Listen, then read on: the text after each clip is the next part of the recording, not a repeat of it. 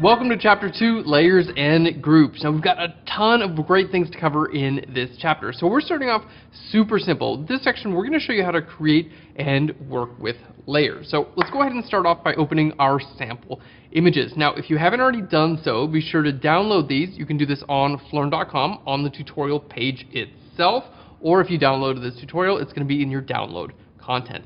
So let's go ahead and open up our first sample image. So we're here in our sample images folder, layers and groups, and we're in section 1, how to create and work with layers. So let's go ahead and open. All right, now I'm going to hit F for full screen. This is the view that I prefer to work in. So the first thing we need to do is show our layers panel. We're going to be working a lot with layers and groups. We need to make sure you can actually see the layers panel. Make sure to go to Window and down here to Layers, and just make sure that has a little checkbox next to it. You can see I've already got this checkbox next to mine, so I'm good to go. And here we have our layers panel. So we're just going to give you like a super brief overview of the layer panel itself, and then as this tutorial goes on, we're going to go in super in depth. You guys are just going to learn, well, everything you would ever need to know about layers and groups. So starting off here, let me go ahead and create a new layer. So we've got our background layer here, okay? I'm going to create a new layer by clicking on, looks like a little square with a page flip. This is the new layer icon. Simply click there and you've got yourself a new layer. So let's go ahead and give you a little tour of your layers panel. So starting off at the top, you have a lot of different options for filtering different types of layers. You can see you can search by the kind and the mode and color and things like that. There are a lot of different types of layers in Photoshop, and we're going to get to that in a little bit. So if you have a document that has a ton of layers on it and you want to be able to find just the layers you need to work on, this is where you find those layers. Now next we have our layer blending mode. This will actually change how the layer blends in with all the layers underneath it. We have some options for visibility, so you can change your opacity and fill, which just makes it more or less visible. Now right down here we have a couple of different locks. For instance, you could lock the position of a layer, making it so you can't move that layer. Like if you were like, okay, this is exactly where I want that to go, you can go ahead and lock that position and you're good to go. Now right under here we have our actual layer. So you can see we have our background and we have the layer 1 that we created. Now you can see here in this layer 1, it just looks like a transparent background. Anytime you see this white and gray checkerboard, that just means it's transparent, meaning there's nothing on that layer. Okay? Now here at the bottom we have a few options for our layers, as well as creating and deleting layers. So starting off on the very right hand side, we've got a little trash can there, and if I click on that, it's just going to delete the layer that I'm on. Okay? Let's go ahead and create a new layer, which is the icon right next to that. Now, next to that is the group icon, so this will allow you to create a group. So if you have layers that are similar, you can put them together into groups. Next, we have our icon for adjustment layers. If I click on here, we can make adjustments to our images. For instance, we could adjust the exposure with a layer. We'll go ahead and bring that, and then you can see I'm able to adjust the exposure. All right, let's go ahead and click on the trash can to delete that. Well, let's make sure we delete the layer itself. Okay. Next we have options for layer masks. This will allow you to hide or show different parts of your layers, and we have a whole section on layer masks. To the left of that we have our layer effects. This is where you can add things like bevel and emboss or drop shadows to your layers, giving your layers a little bit more dimension. And then next to that we have our link layers. So if you want layers linked, like if you want, when I move one layer, I want this other layer to move around with it, that's why you want to link layers together. Now the last thing I want to show you is I'm going to right click here in the layers panel, and you have an option for no thumbnails, small, medium, or large thumbnails. Now in this case for now I'm going to add large thumbnails. It's just going to make it a little bit easier for you guys to see this, and it's going to make sure we can follow along. Now you'll notice here on the very bottom, so we have our layer 1 that we just created, and we have our background. Now you'll notice my background has a little lock next to it, and that's a position lock. So for instance, if I grab my move tool and try to move my background layer, it's going to say you can't do it, your layer is locked. So if you want to unlock that layer, just double click right on your background layer, okay, hit OK, and that just turns it into a regular layer, and then I can move this around and you can see we just have a transparent background. So let's go ahead and undo that and start off with our layer 1. Now what we're actually going to be doing in this section, we're going to be taking the text that give me that acai bowl, we're going to remove that text and we're going to add our own text.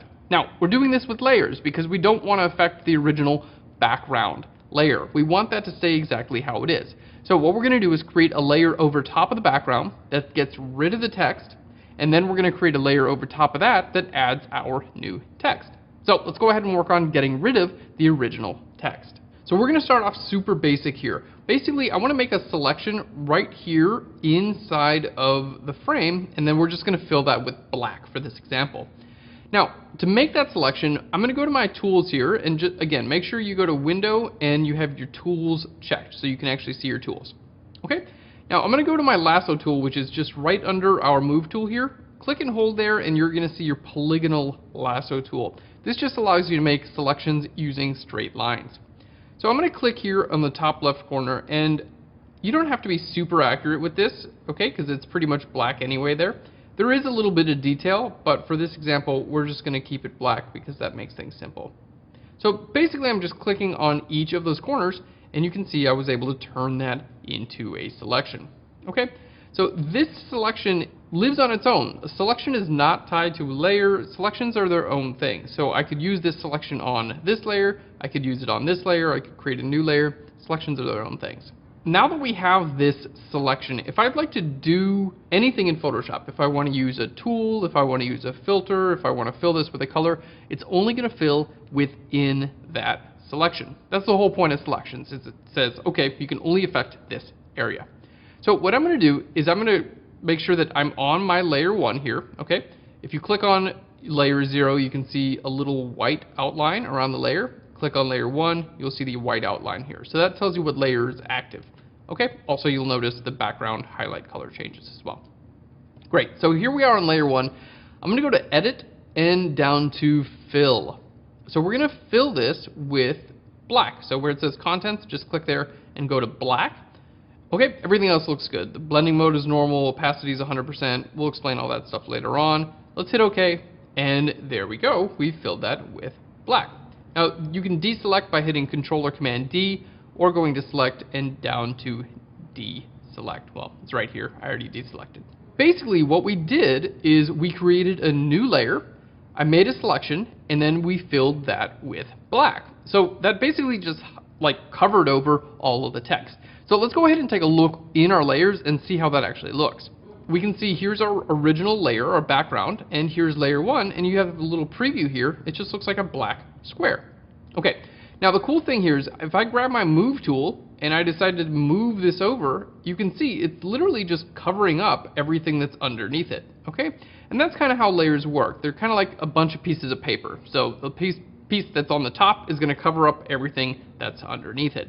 Now you do have some transparency, right? It's not like the whole image is filled with black. You can have just certain parts of your image filled with content. So let's go ahead and hit undo. I'm just going to put that back where it was, and we can see literally if I just click on this little eyeball, I can turn this off or on.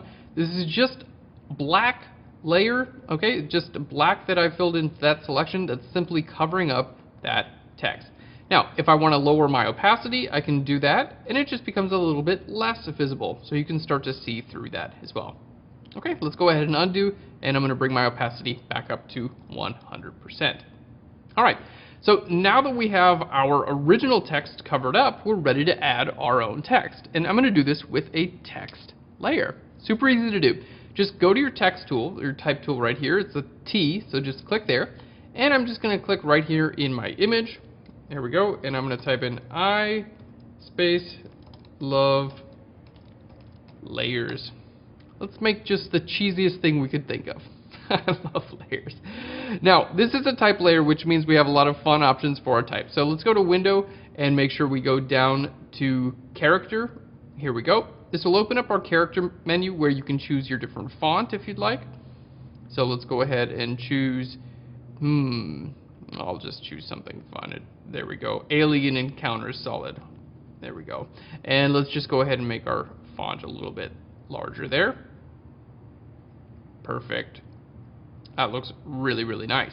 Now, obviously, this is vertically aligned. It's just going straight up and down. I want to make sure to rotate this so it looks like it's a part of my actual image. So I'm going to grab my move tool right over here. And you can see when I've clicked on my move tool, I've got these little boxes right around my layer. If you don't see those, be sure to go up right here at the top and make sure it says Show Transform Controls. See if I uncheck that, check it again, now I can see a little box right around my layer. So with that up, all I have to do is go right to one of my corners here, and you're going to see a little curved rotate icon. So click and drag, and you'll be able to just rotate your layer around. So I'm going to click there and simply rotate that around. There we go. Now we're going to do more advanced transforming and scaling and things like that in a little bit, but for now, that looks perfect. So there we have I Love Layers, and if you want to, even after you rotated that around, you can still go in here and change your different fonts. So you can see I've got a bunch of different options. There we go. That one looks pretty good. Arial, rounded, empty, bold. Actually looks quite a bit like the original layer there. Okay, now I could use my move tool. I can move that, anywhere I want to within there. And basically, we've created our new image. So that's the whole point of layers. We're able to edit our image without affecting the background image itself. So let's go ahead and turn these layers off and see that we have our original image intact. This is called non-destructive editing. We're not destroying the original image. So let's go ahead and turn off this layer, I Love Layers, and let's turn off this layer as well. Just click on those eyeballs, and you can see now we're back to our original image. So you can turn this on again, and if I wanted to, you could type this in, and you could say something like, I don't love layers. Okay, so it's a non-destructive way of editing. Let's just hit escape because I don't want to do that. So now that we made our image, let's go ahead and save out our image so we can get back to these layers at any time. So I'm going to go to File and down to Save As.